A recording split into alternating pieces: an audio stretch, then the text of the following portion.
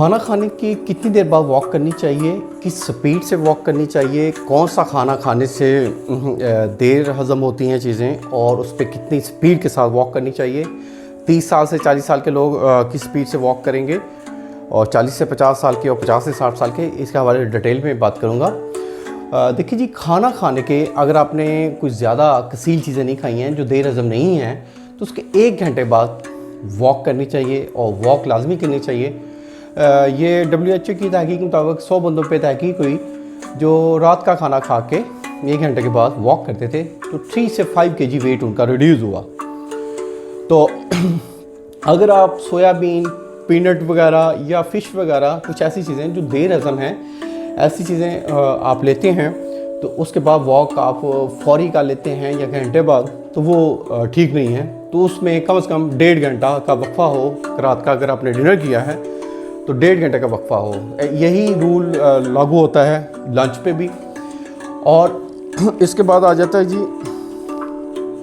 Soda water, soft drinks वाले जो लोग हैं वो अब चेक करना पड़ेगा आया कि वो डायबिटीज़ के पेशेंट तो नहीं है। सेकेंडली, अगर वो ज़ीरो डाइट कोक लेते हैं, एक्चुअली कोक वगैरह या स्प्राइट वगैरह में 44 से तकरीबन 55 के बिटवीन कैलोरीज होती हैं। सोडा वाटर वगैरह से इज्तनाब करें।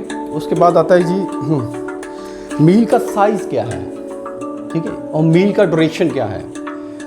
मील का साइज़, एक मील ये है कि आप एग्स वगैरह ले लिए हैं आपने, 3 से 4 एग्स हैं, ठीक है, उसके साथ आप कुछ थोड़ा सा रशियन सैलेड ले लेते हैं तो ये हाई कैलोरीज हो जाएगा। आप प्रोटीन जो हैं वो फ़ैट का सबब नहीं बनते।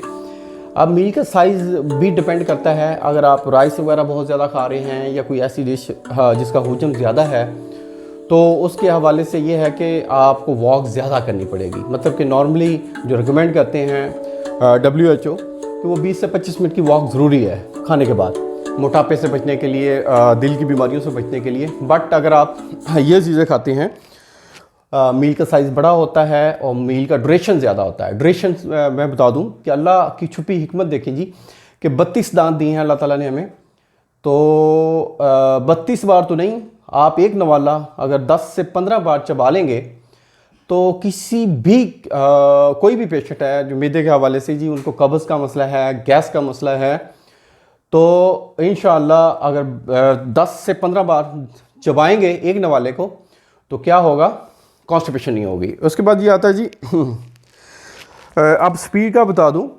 अब जो लंग्स के पेशेंट हैं जिनको फेफड़ों का मसला है वो जो हैं वो उनका हवाले से आया कि जी वो 2.1 से 2.5 किलोमीटर पर हार की स्पीड से वॉक करें।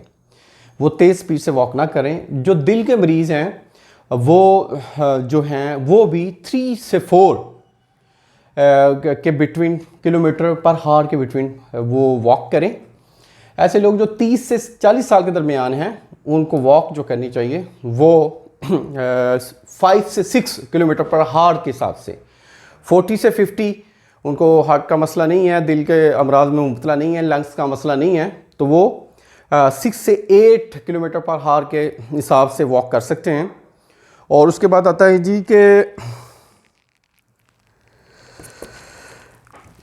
क्वांटम थ्योरी जो है उसको आप अपने ऊपर अप्लाई कर लें। Explain the natures and behaviour of matter. कई जिस्म ऐसे होते हैं, हर बंदे के एक अलग मिजाज होता है, तो ये जो हमारा ऑर्गेनिक मैटर है इसका बिहेवियर हमारे साथ कैसा है, कहीं ये रजिस्टेंस तो नहीं कर रहा कि बहुत सारी ऐसी चीज़ें हैं जिनको हमारा स्टमक कबूल ही नहीं करता।